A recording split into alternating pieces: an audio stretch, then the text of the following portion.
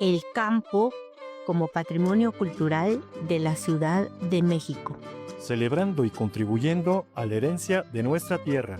Un espacio para conocer el origen de los alimentos, de dónde vienen y cómo se producen. Analizar y cuestionar los sistemas agrícolas.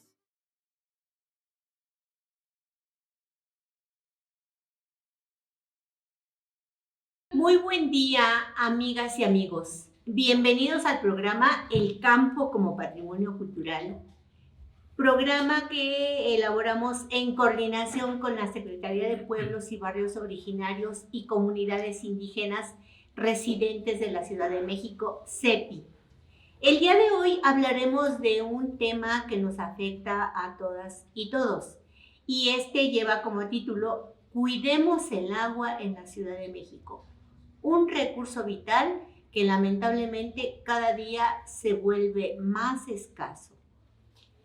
¿Sabían ustedes que en la época prehispánica los mexicas construyeron sistemas de canales y diques para regular el agua del Valle de México?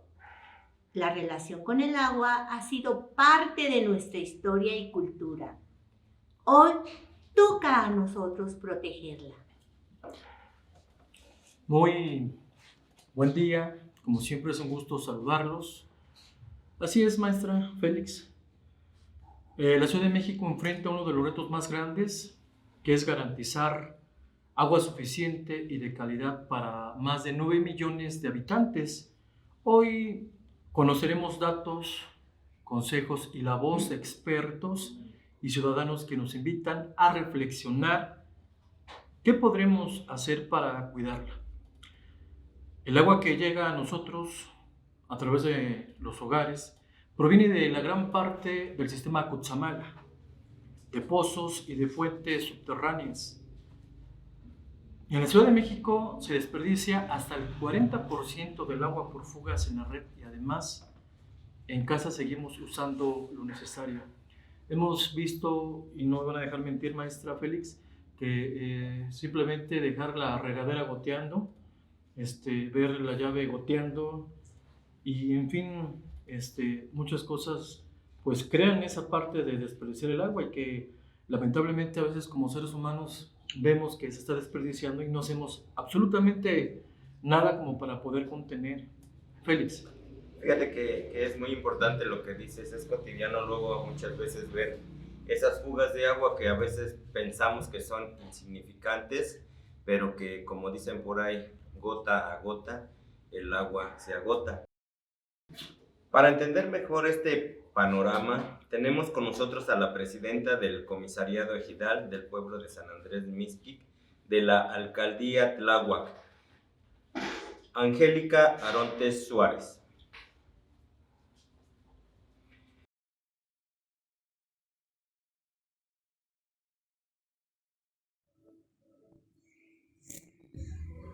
Nos encontramos el día de hoy en las oficinas de la Comisaría Ejidal del pueblo de San Andrés Mixquic y tenemos el honor de platicar con la comisaria ejidal de este hermoso pueblo.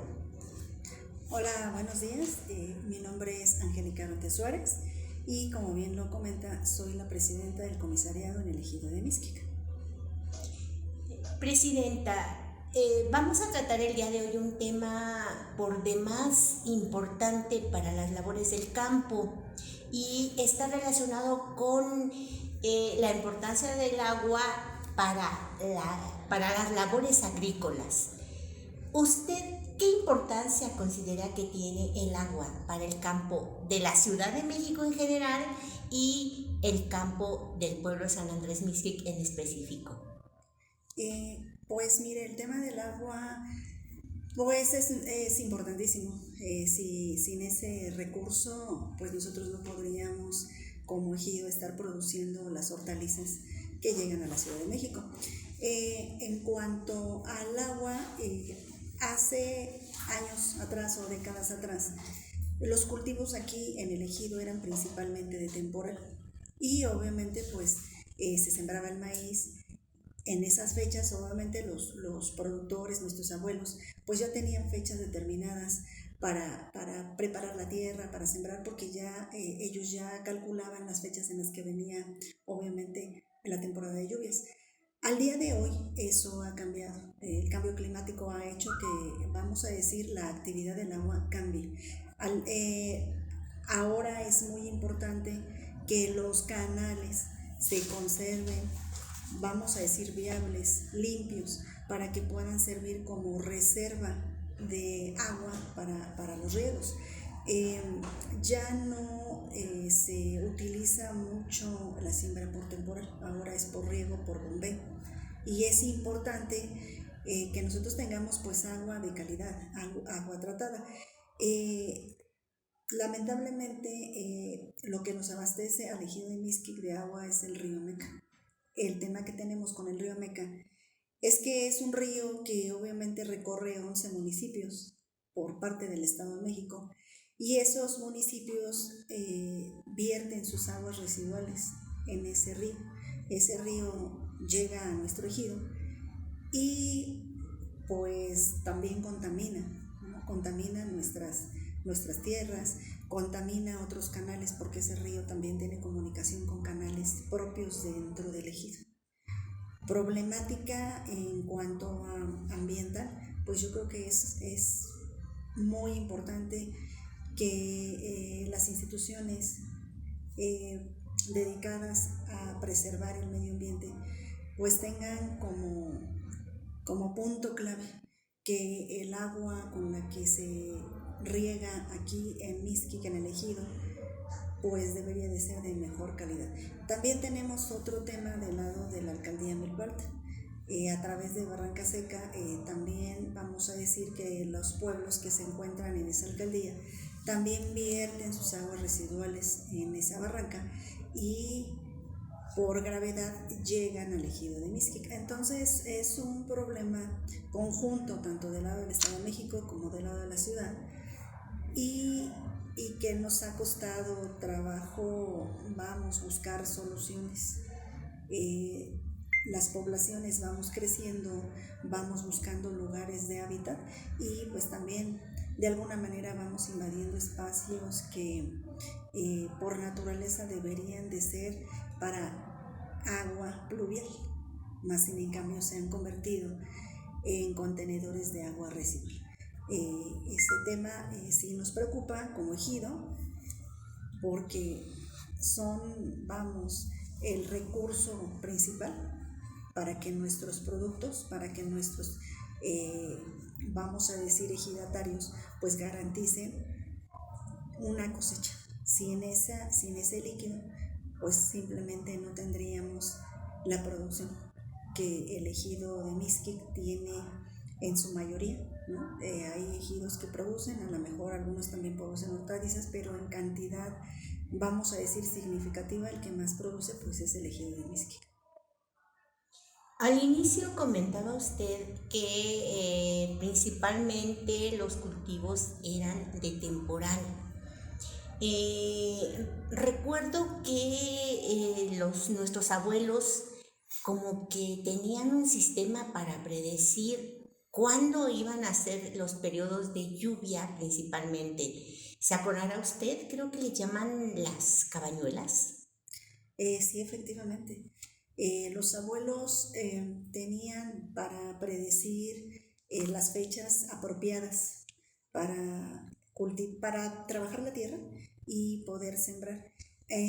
También algunos productores o campesinos utilizan el ciclo lunar, no solo las cabañuelas, también ellos, de acuerdo al ciclo lunar, ellos también pueden predecir en qué fechas se tira las diferentes semillas, por ejemplo la de cempasúchil, la del maíz.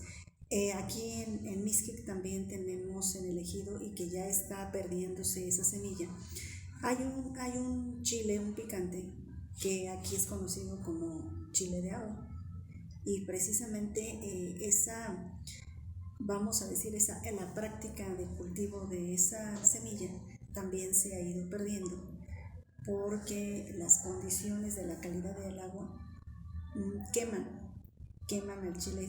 La producción de ese chile es muy delicada. Antes también, como breviario cultural, Aquí los productores, los abuelos, decían que las mujeres no podían sembrar ese chile porque no daba. O sea, podían echar una semilla y podía salir la planta, pero no producía el chile. Entonces, pues también son creencias, ¿verdad? Que en el campo se dan y que ese cultivo de ese chile muy endémico de Mixquic, pues solo lo cultivaban los hombres, pero la calidad del agua ha hecho que se vaya perdiendo ese cultivo.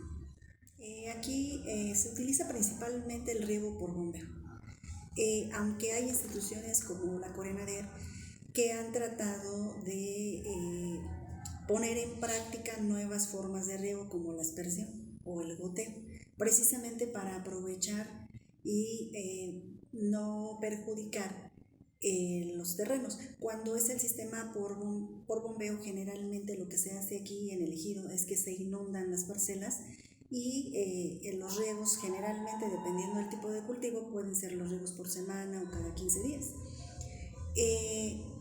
El que la Corena quiera cambiar esa práctica es precisamente por el tema de que pues, la calidad del agua no es buena y entonces inundar los terrenos para irrigarlos genera mayor salinidad y esa salinidad pues obviamente va a hacer que los terrenos sean menos productivos. Eso por un lado, por el otro, que es mucho más conveniente, es el ahorro del agua.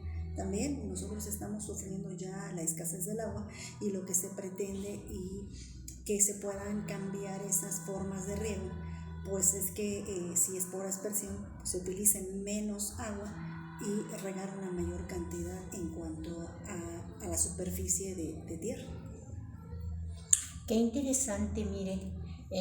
Nosotros tenemos hortalizas, verduras en nuestra mesa y no nos habíamos puesto a pensar todo lo que hay detrás, sobre todo la parte del riego, la parte pues que ustedes o la gente que está trabajando en el campo se enfrenta, porque efectivamente a últimas fechas hemos tenido periodos de sequía y periodos de lluvia intensa. ¿Cómo afecta esa lluvia intensa también al campo? Los periodos de lluvia que nosotros conocemos como atípicas generalmente aumentan la salinidad en los terrenos. Bueno, también mientras más agua haya en un terreno, también eso va a hacer que se deslaven los minerales y los nutrientes que tiene la tierra. Si hay inundación, pues es una tierra que se vuelve más salitrosa y menos productiva. Así es que tanto observamos o escuchamos que es malo que no haya agua y es malo que haya exceso de agua. Así es. ¿Alguna otra cosa que quisiera usted compartirnos? Por el momento creo que el problema que mayormente presentamos es la salinidad. La salinidad también está dada por el tipo de agroquímicos que utilizan para hacer que la producción salga en menor tiempo. Corena también ha apoyado dando cursos en los CAC para modificar, vamos a decir, los fertilizantes o los fungicidas que se utilizan para controlar plagas, que sean menos agresivos con la tierra. Esos químicos también se impregnan en el suelo y aumentan la salinidad en la tierra. Muchas gracias por haber colaborado con nosotros en esta entrevista. Gracias a ustedes, que tengan muy buen día.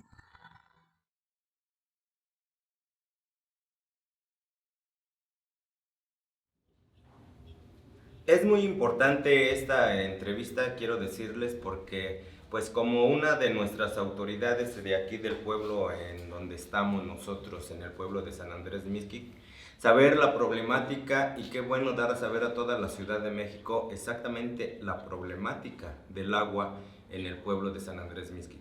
Contamos con redes que abastecen, pero que son insuficientes, ya que pues los canales poco a poco los vamos viendo que van bajando de nivel. Hablemos de la historia del agua en Mixquic. El Ayequemen es uno de los cerros que forman parte de la Sierra del Ajusco, Chichinahuatzin, y es justo en su falda donde nacieron los ojos de agua, que abastecieron por siglos a los canales y lagunas de Ayotzingo, Tezompa, Tetelco y Mixquic. Esta última comunidad era una isla, pero eso no significa que fuera un pueblo aislado. Siempre mantuvo contacto con el centro de la Ciudad de México, con mercados como el de Jamaica, La Merced, con el de Xochimilco y Chalco principalmente. Los que salían del pueblo eran los hombres jóvenes y maduros, pues tenían la energía suficiente para emprender los viajes por Cuenca hasta los puntos antes mencionados. Las mujeres se quedaban generalmente en casa para hacer los quehaceres del hogar. ¿Se imaginan el largo caminar que era en ese tiempo? Y qué bonito era, porque pues íbamos transitando entre canales, ahora que pues desgraciadamente se está terminando todo esto.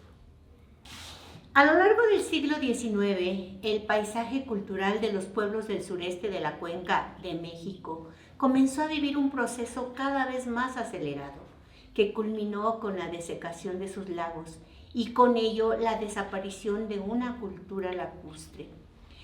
A mediados de este siglo, Edward B. Taylor, etnógrafo inglés, decía que las chinampas solo existían en el lago de Chalco, pero no con las características del México prehispánico, pues la capital del país ha sido desecada y se sorprende que en este lago existieran todavía hasta la visita de Humboldt.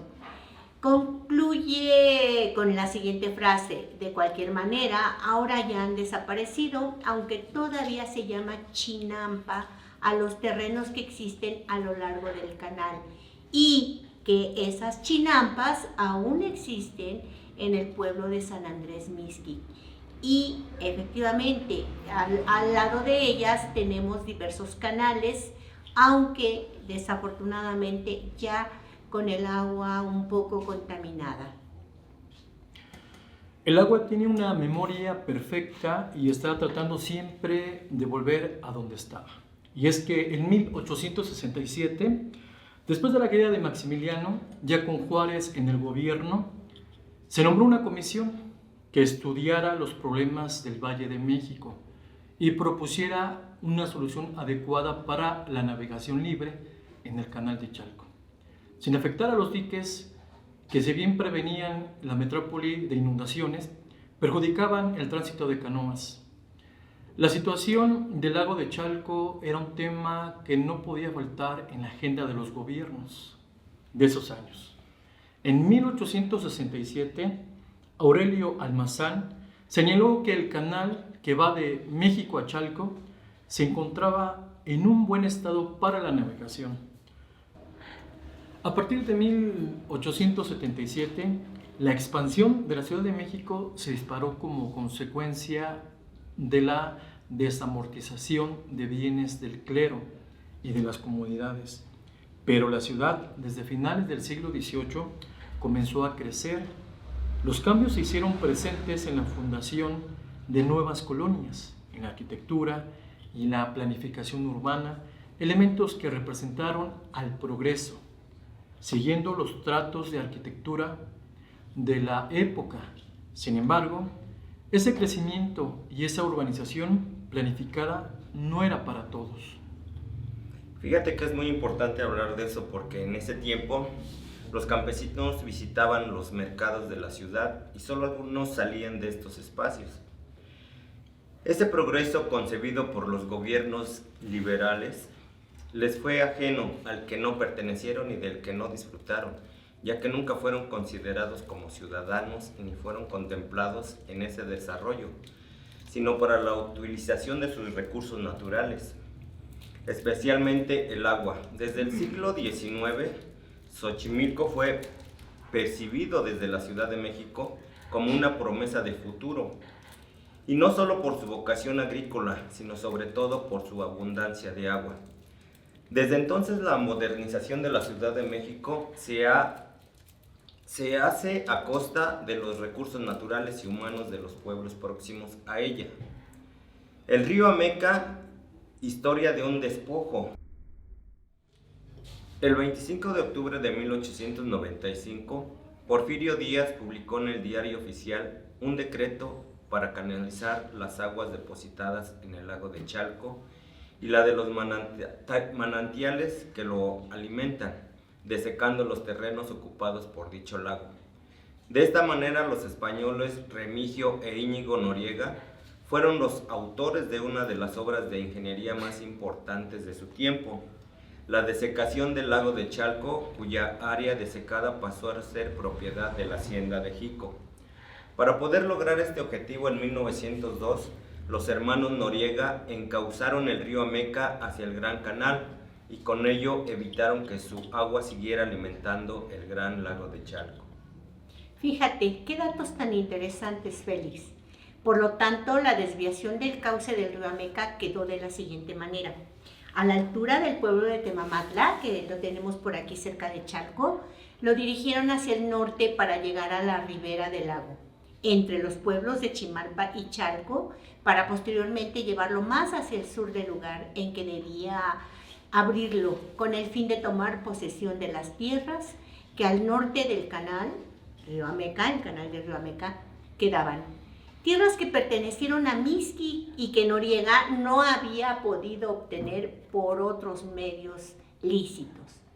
En la actualidad, en el pueblo de Huilcicingo, próximo a la entrada de la fábrica Maseca, aquí en los límites de la Ciudad de México y del Estado de México, se encuentran los restos de un puente llamado Río Viejo, lo recordarán ustedes, y es precisamente uno de los que cruzaba el río Amecameca antes de ser desviado por el hacendado de Jico. Hay mucha agua sin vida en el universo, pero en ninguna parte hay vida sin agua.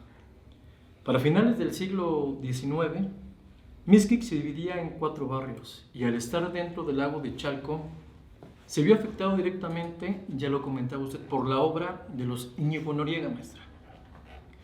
Parte considerable de las chinampas de los barrios de Los Reyes y de San Bartolomé fueron despojadas a sus propietarios y pasaron a formar parte de la hacienda de Jico. La tenemos aquí al ladito, a mano izquierda, del lado de Chalco, a un costado, lo que sin duda alguna afectó a la producción agrícola del pueblo.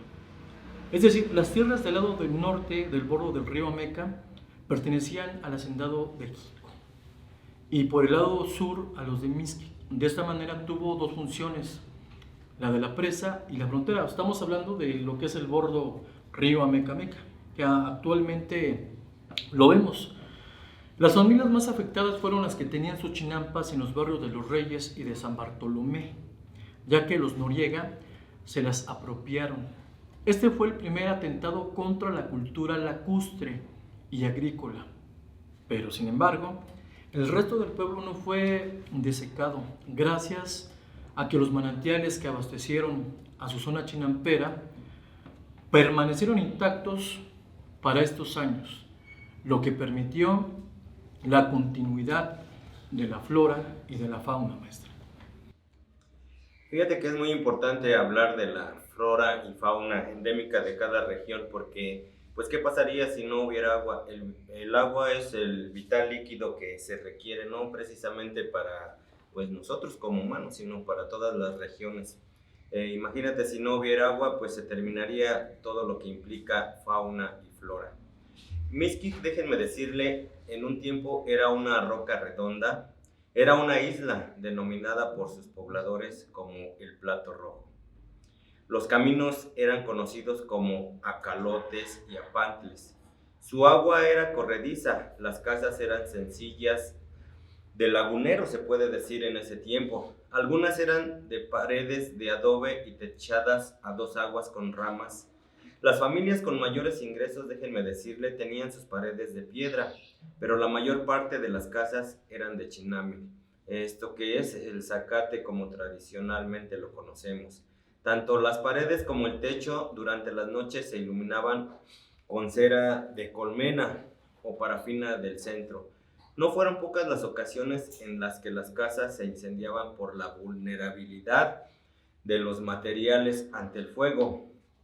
En la década de los 20 hubo una quemazón en el pueblo, extendiéndose el fuego a muchas casas. Algo también frecuente era que en la temporada de viento los techos se levantaran. En este pueblo, tanto hombres como mujeres sabían nadar y remar. Me acuerdo yo hace muchos años, los niños se dedicaban a ir a las orillas de los canales a nadar, a aprender a nadar. Esta última actividad la ejercían generalmente niños y varones y ancianos de ambos sexos. Los que en esos años lacustres fueron ancianos de ambos, ahora sí que de varias regiones. En la actualidad son hombres fuertes y no falta quien presuma la firmeza de sus músculos a sus 80 años. Imagínense, bueno, hay gente que aún los vemos en el campo o remando canoas, haciendo referencia no solo al trabajo en las chinampas, sino también a la natación, a lo que se puede agregar también el constante uso del remo. Por esta razón, los pueblos vecinos conocían a los de Mixquic como los carpitas o como los lisos. Así es, qué bonito es recordar esas anécdotas, Félix. Hoy en día, la gente de este pueblo, rodeado de agua, recuerdo más bien que anteriormente, para trasladarse, solo podía hacerlo nadando, remando o a pie, pero se tenían que saltar constantemente zanjas en donde no había puentes. El desplazamiento por el agua era una actividad común y diaria. Todos salían del plato rojo, como se le llamaba anteriormente a Mixquic, puesto que las chinampas se localizaron en torno a la isla, a esa gran isla que conformó Mixquic. Los hombres usaban las canoas y las mujeres la patera, que es una canoa más pequeña. Como bien lo sintetiza el vocablo acali, la canoa era la manera de poder trasladarse en el agua. Una distracción de los niños era corretear peces. El agua era clarísima, los peces los podías observar fácilmente por esa transparencia del agua. También existían algunas distracciones colectivas para los jóvenes y los espacios en los que se desarrollaban eran lacustres. Qué hermoso, de verdad, recordar cómo era Mixquic anteriormente, rodeado de agua y como todo un paraíso. Incluso en las fiestas patrias se hacían carreras de pateras a un costado de la calzada que va de Mixquic a Tetelco. Parte de la información la obtuvimos, maestra, del libro Mixquic, su historia entre coyunturas, 1895-2014, del autor Ricardo Flores Cuevas. Es un historiador muy joven del pueblo de Mixquic, maestra. Sí, así es, lo conocemos. Aparte de lo que ya comentaba, había competencias religiosas. Se han de acordar, a lo mejor, por la tradición oral. Ya ve que nuestros abuelitos nos comentaban, la tradición oral es de que nos están comentando, nos están contando, y se han de acordar de la fiesta de la Sanjuaniada. Muy cierto, el 24 de junio. Y era para que todos los jóvenes y hombres y mujeres mayores de 18 años se congregaban en la laguna de San Miguel para nadar. También se invitaban a los vecinos de San Juan Tezompa, nuestros vecinitos aquí al sur de nuestro poblado. Los padres de todos ellos llegaban más tarde y se reunían en torno a la laguna, después de que los hijos se habían terminado de bañar. Ahí llevaban sus anafres y sus ollas de café y tamales para convivir, y así los recursos les alcanzaban. También llevaban una orquesta para seguir la fiesta. Mixquic en ese entonces era un pueblo con mucha agua cristalina, donde se tenían los manantiales más importantes que alimentaban al lago de Chalco por su número y caudal, estando comprometidos entre los pueblos Tetelco y Tezompa. Se han de acordar del famoso ojo de agua. Sí. Actualmente existe, pero ya solamente podemos observarlo como si fuera un cráter. O sea, está pues ya sin agua. Estaba así. Desafortunadamente. No tiene agua ya. Bueno, qué importante es todo esto es en relación al agua, pero quisiera, seguir en esto del agua porque pues, es un vital líquido que debemos de cuidar. ¿Sabían ustedes de dónde viene el agua? Como venimos haciendo ahora sí estos comentarios, esta viene del Gran Bosque de Agua, mismo que es un corredor forestal en el centro de México, con una extensión aproximada de 250,000 hectáreas y está compartido por 37 municipios del Estado de México, de Morelos y alcaldías de la Ciudad de México como Tlalpan, Milpalta y Magdalena Contreras. Quienes vivimos en la Ciudad de México, en Morelos y el Estado de México, conocemos una gran parte de este bosque de agua, como es la zona de la Marquesa, los Dínamos, el desierto de los Leones, el Ajusco y las lagunas de Zempoala, que son los más conocidos. Imagínense, compañeros, hablar del gran bosque de agua. Es muy importante saber esto porque a mí especialmente, o a lo mejor a alguna persona, hablar del gran bosque de agua, pues, ¿qué se imagina? Pero quiero decirles, compañeros, que si no hubiera bosque, no hubiera agua, porque estos bosques trabajan como si fuera una esponja. Retienen el agua de la lluvia y se va directamente hasta los mantos freáticos. Estos hacen su recorrido y llegan hasta las lagunas o parte de donde se tenga que contener el vital líquido. Datos muy interesantes, Félix. Y continuando con el tema, a través de nuestros años de vida hemos visto cómo desafortunadamente la mancha urbana se ha ido comiendo estos bosques de agua. Esa es la parte visible. Hay otra que sucede más adentro del bosque y que es la tala ilegal acelerada y desarrollada por bandas de criminales.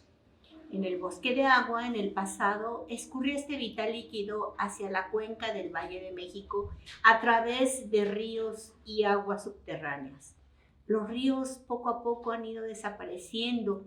Solo queda una triste reminiscencia en el río Magdalena, por ejemplo. Ahora son los mantos freáticos alimentados por estos escurrimientos de los que tomamos el 70% del agua que consumimos en la Ciudad de México. En el parque de la laguna de Zempoala se estima que han desaparecido un aproximado de 6,000 hectáreas de bosque. Imagínense qué problema. El pueblo Tlahuica también refiere que anteriormente tenía en existencia 70 lagunas y ahora solo quedan un aproximado de 3 bastante diezmadas. Queda claro, compañeros, auditorio, que cada gota de agua es única y valiosa. Cuidémosla, como si fueran diamantes. Sin agua no hay vida. Y ya comentaba usted, maestra, la tala ilegal es un problema que está, pues, expandiéndose y, pues, la verdad, a través de proyectos agrícolas intensivos, como la siembra de aguacate, los grandes floricultores. Basta constatar de la destrucción de las grandes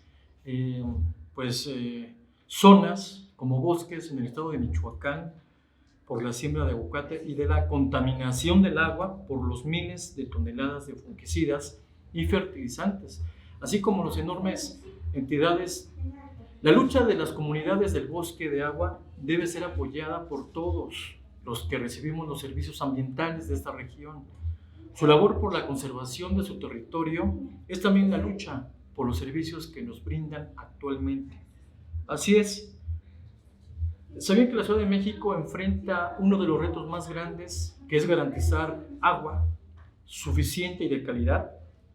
Somos más de 9 millones de habitantes, maestra. Una cantidad enorme. Hoy conocemos datos, consejos y la voz de expertos y ciudadanos que nos invitan a reflexionar. ¿Qué podemos hacer para cuidarla?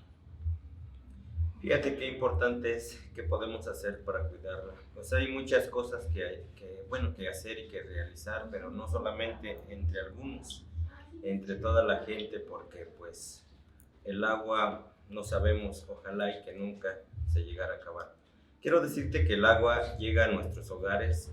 Bueno, el agua que llega proviene en gran parte del sistema Cutzamala, de pozos y fuentes subterráneas. Sin embargo, la sobreexplotación y el cambio climático han puesto en riesgo su disponibilidad. En la Ciudad de México se desperdicia hasta el 40% de agua por fugas en la red y además en casa seguimos usando más de lo necesario.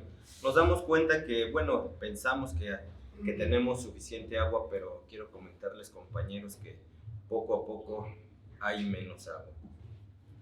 Tienes mucha razón, Félix. El agua, siendo un líquido elemental para la vida, sin este no sería posible la supervivencia del ser humano. Además, cerca de un 70% del agua para consumo humano es utilizada en la agricultura para la producción de alimentos. Y lamentablemente el desperdiciarla, el no revisar cuando una llave de agua de un lavabo, del patio de la casa, la regadera que gotea, el no revisar y atender y arreglar, eso nos trae como consecuencia que se pueda desperdiciar hasta 30 litros diarios de agua. ¿Se imaginan lo que significa a través de todo el año cuántos litros de agua se están desperdiciando? Urge formar conciencia para que cuidemos el agua tanto para el consumo humano como para el consumo en la producción de alimentos en el campo. Algunos de los problemas a los que se enfrenta el campo por la falta de agua o el agua contaminada nos lo hará saber la comisaria Gidal en la entrevista que tenemos incluida en este programa. Claro, maestra, el agua, pues lo hemos dicho a través de este programa, que es esencial para producir alimentos y para la agricultura. Un dato interesante es el siguiente. En el campo, la escasez de agua disminuye el rendimiento de los cultivos entre un 20 y 50%, compañeros. Me gustaría hacerles la siguiente pregunta. ¿Creen que la escasez de agua afecte la producción de los alimentos en el campo? Sí, desde luego. Claro que sí. Pues claro, efectivamente, el agua es un recurso por demás indispensable que las plantas usan para el transporte de nutrientes desde el suelo. De igual manera, el agua permite llevar a cabo los diferentes procesos biológicos como la fotosíntesis, la respiración, la transpiración, mismos que provocan el crecimiento y desarrollo de las raíces, tallos, hojas, flores y frutos.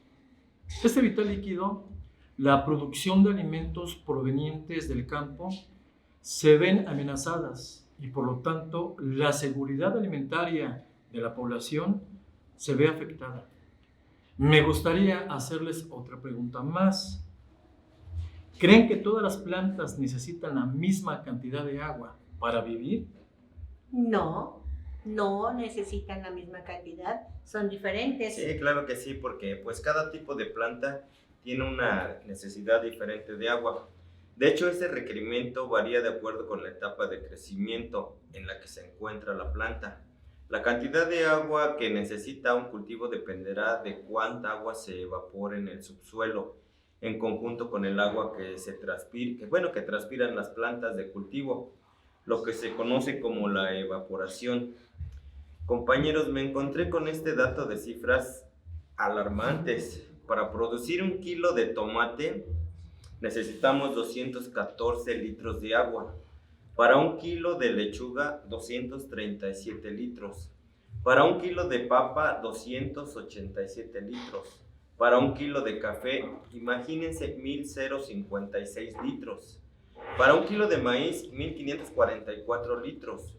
Para 1 kilo de frijol, 4,642 litros de agua respectivamente. Equivalentes desde el 10.7 garrafones de 20 litros de agua hasta 240 garrafones. Son grandes cantidades de agua las que se requieren. Hablar de esto es muy importante ya que, pues necesitamos ver todo este consumo de agua y pues hay muchas alternativas, por ejemplo, el agua por goteo que se debería de implementar junto con pues sí, con algunas entidades o algunos, sociedades, no sé, civiles o nosotros mismos como campesinos para empezar a producir verduras por goteo, agua por goteo. Así es. Por otra parte, también ya se aplican estrategias para hacer frente a la escasez del agua en la agricultura y a estas se les llaman prácticas culturales, algunas de ellas recomendadas por la FAO y otras organizaciones del sector agrícola para la conservación del agua destinada para la agricultura.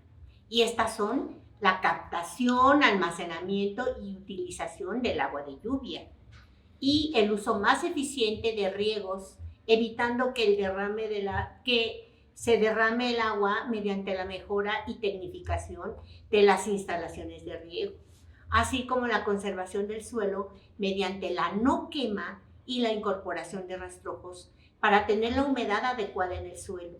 Entre estas prácticas también encontramos la elección de un sistema de riego basado en las necesidades del cultivo y que reduzca el desperdicio de agua. Incluso también tenemos el riego por aspersión o por goteo.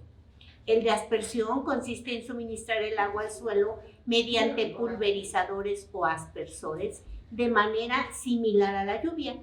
De esta forma, el agua se infiltra al suelo sin producir escurrimientos. El H2O como elemento químico de la vida también tiene referencia en el mundo de la emoción, de los sentimientos. También está relacionado con el amor, el cuidado, la protección y el cariño. ¿Sabían eso, maestro? Qué interesante dato, ¿eh? Por otra parte, en el riego por goteo, ya lo decía usted, el agua y los nutrientes se adicionan al suelo gota a gota, siendo ideal para el ahorro de agua, ya que se suministran únicamente la cantidad necesaria para cada planta.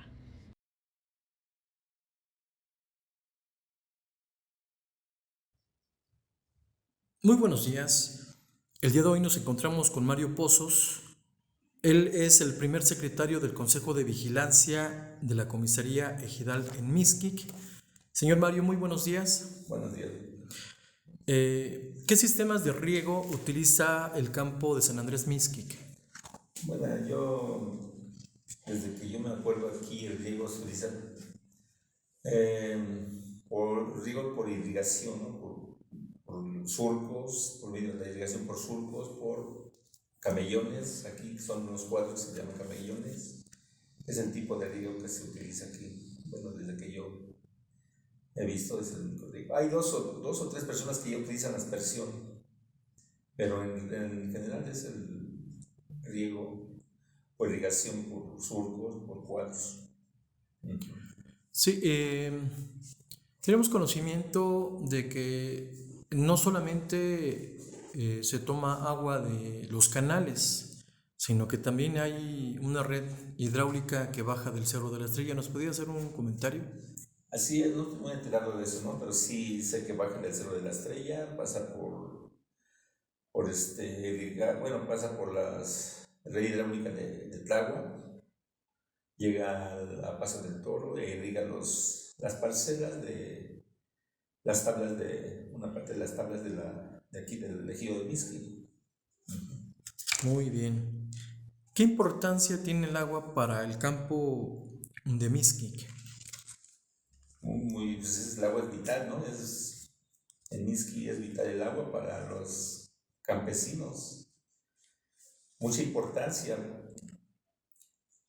Aquí la importancia que tiene el agua para el ejido, pues la hemos estado, ¿cómo le puedo decir?, maltratando al agua por falta de conciencia, contaminando. Pero definitivamente es muy importante para el campesino el agua, ¿verdad? Para las verduras, para mantener pues la irrigación de los campos, muy importante. Sí. ¿Con cuántas plantas tratadoras de aguas residuales cuenta la comunidad de San Andrés Mixquic? Tenemos 2 plantas tratadoras, que está una en la Lázaro Cárdenas y una que está aquí en ahí en el río Meca, aquí en la caseta. Son 2 plantas tratadoras que pues están fuera de, creo que fuera de servicio. Estamos viendo la posibilidad de que ya vengan a tratar de arreglar esas plantas para que pues se abastezca mejor el agua a los canales de los campesinos, vamos. Hay también datos, no sé si usted tenga conocimiento, acerca de que cuando hay mucha agua sobre los canales, sobre todo hacia lo que es el paso del Toro, llega un momento en que se desborda. Pero si hay una planta de rebombeo y hasta donde yo tengo conocimiento, esa agua llega hasta el estado de Hidalgo, ¿es cierto? Sí, creo que sí hay una irrigación, sí, es cierto, el agua llega hasta allá, hasta Hidalgo, vamos, sí llega. Pero como te digo, aquí en Mixqui sí hay agua, pero necesitamos tratarla, necesitamos darle el cauce. Pero como le hablaba hace un rato, la falta de conciencia de las personas, habitantes de aquí, que han tapado canales, les han cortado su cauce, vamos. Entonces eso provoca las inundaciones en esa parte del ejido. Sí. ¿Quisiera usted agregar otra cosa? Pues, mira, yo sí quiero, si me llegaran a oír los ejidatarios, pues que tuvieran más conciencia, porque también ellos mismos dejan su basura y contamina el agua que tenemos, vamos, la contamina, ¿no? Que tuvieran conciencia, que tengan conciencia, porque nos hemos dado cuenta ahora que damos nuestros recorridos, los que lavan las verdolagas, por ejemplo, pues dejan mucha basura, mucho plástico en el lugar donde lavan. Entonces, si me están oyendo, pues, que tengan conciencia y que recojan la basura. Pues muchas gracias, don Mario Pozos. Muchas gracias.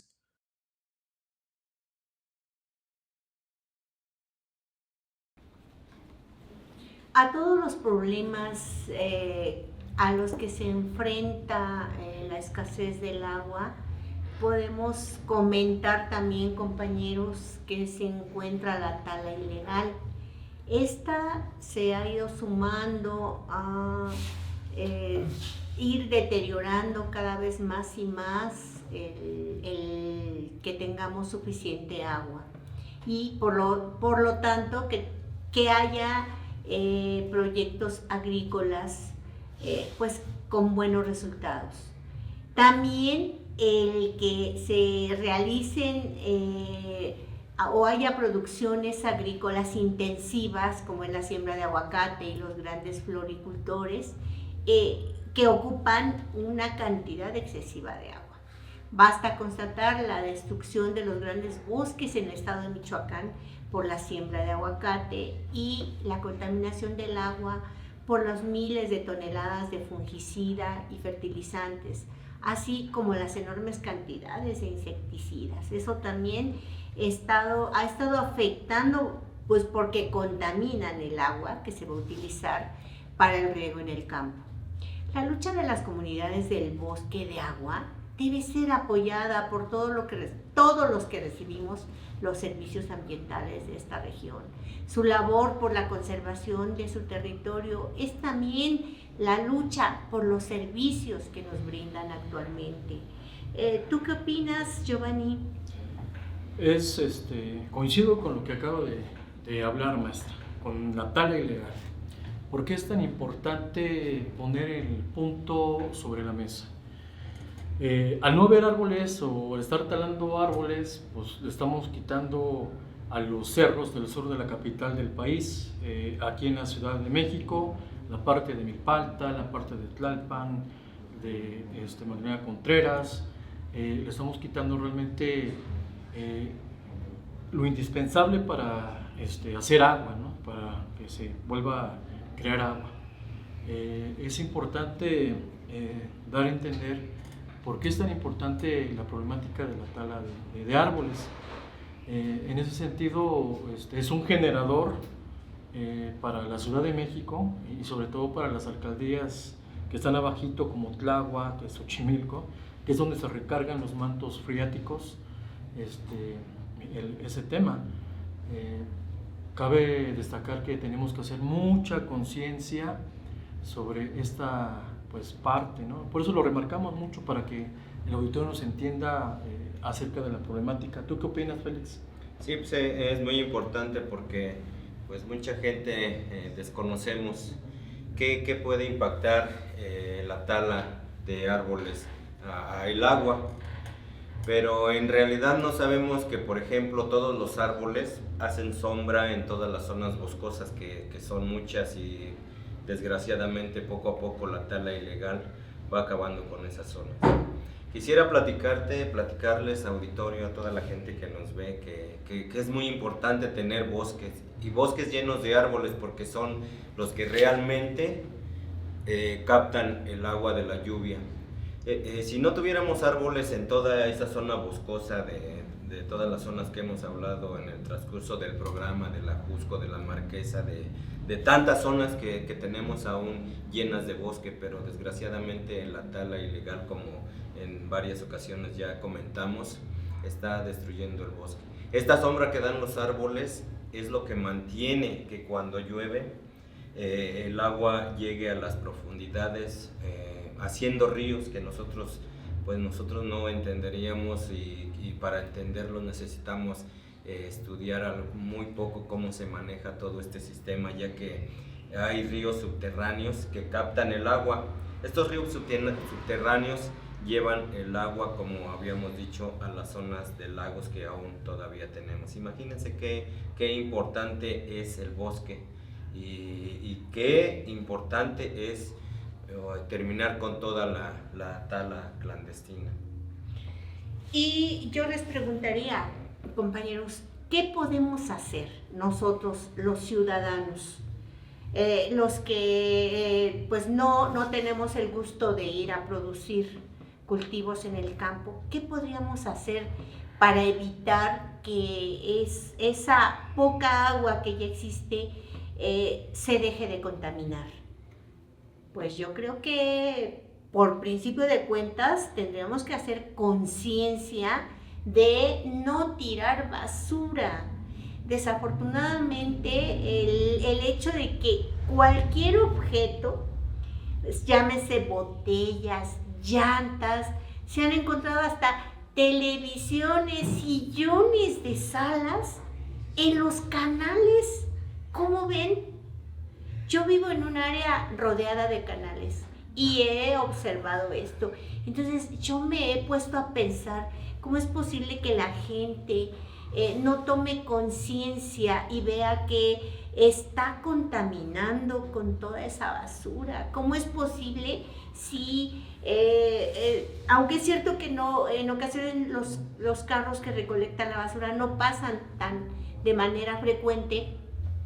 Nosotros tenemos la obligación como ciudadanos, como vecinos, de buscar los lugares donde podemos llevar esa basura y no ser tan irresponsables como para tirarla en cualquier lugar, y mucho menos en los canales del agua. ¿Cómo ves, Giovanni? Es cierto, es un dato muy alarmante. Creo yo que la conciencia la debemos de tener y llevarla a cabo, sobre todo porque vierten drenajes de las casas que construyen en las chinampas sobre los canales. Ese es otro problema. Vemos sobre todo que, al igual en los afluencias de cielo abierto, también vierten drenajes de colonias. O sea, lo hemos visto sobre todo en el bordo río Amecameca, que es una afectación muy grave y muy clara. Sobre todo esto, pues sí, tomar mucha conciencia, porque tenemos que cuidar este recurso que da vida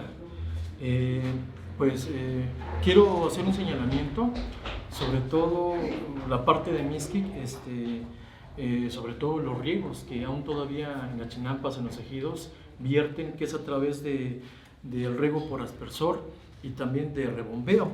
Pero ¿sabían ustedes que Iztapalapa, a través del Cerro de la Estrella, nos brinda agua para, a través de una tubería que pasa toda Avenida Tláhuac mismo, comparte los ejidos de Tolyahualco, de San Juan Ixtayopa, y que llegan hasta el Paso del Toro y la parte de los ejidos de Mixquic, las tablas, nos retroalimentan para que puedan tener los campesinos, pues es agua potable, ¿lo sabía?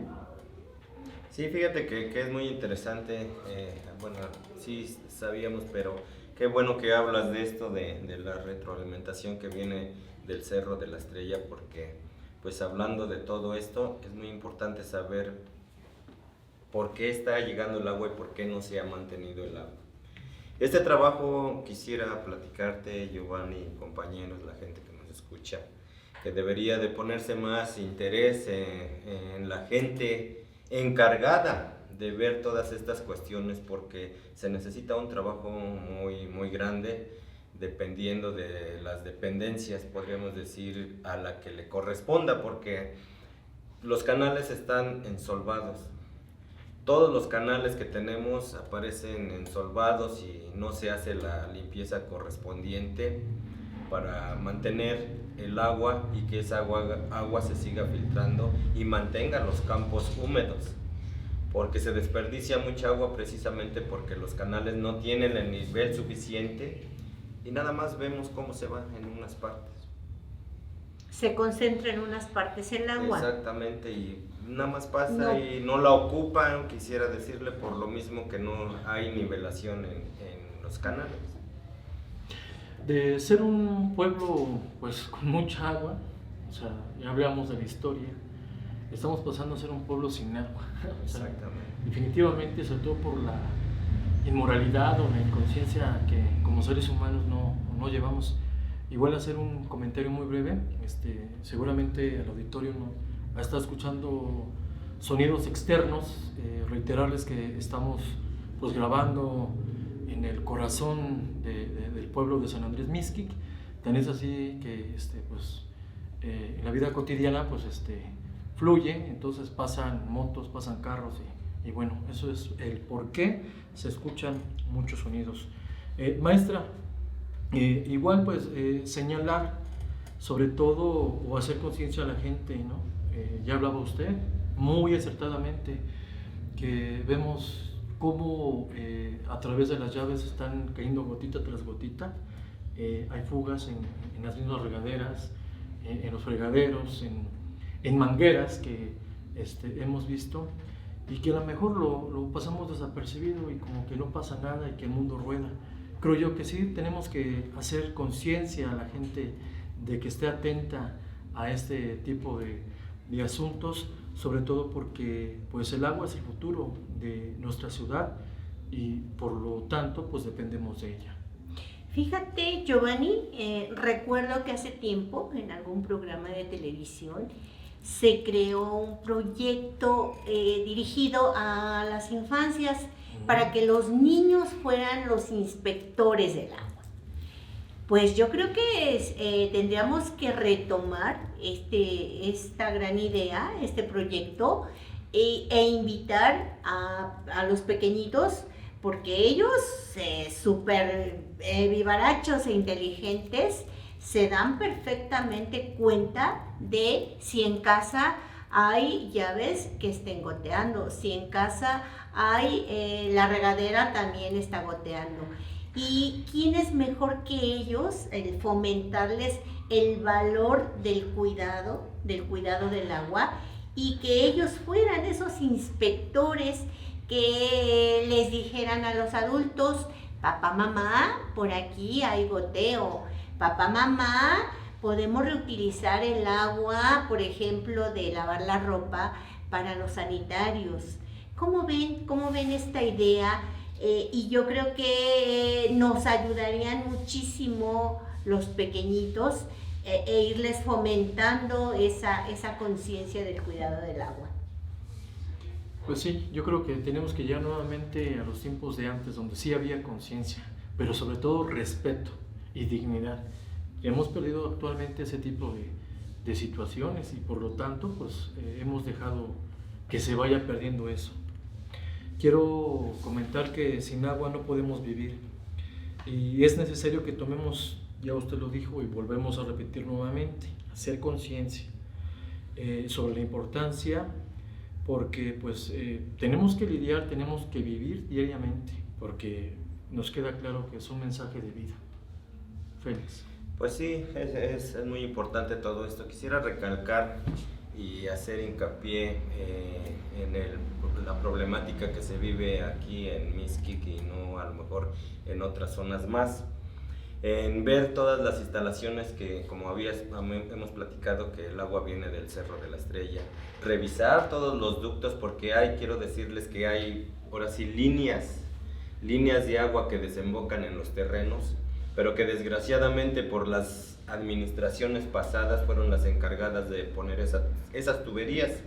Viene otra administración y pues desconocen a ciencia cierta cómo está la estructura de estos sistemas de riego y pues no hace nada, se queda así o vienen a revisarlas, pero si hicieran una buena revisión de todo el sistema que se tiene de red de agua, creo que no se desperdiciaría tanta agua y sería suficiente para abastecer a todos los productores del pueblo, porque varias líneas, yo soy campesino y lo veo que muchas líneas están sin servicio.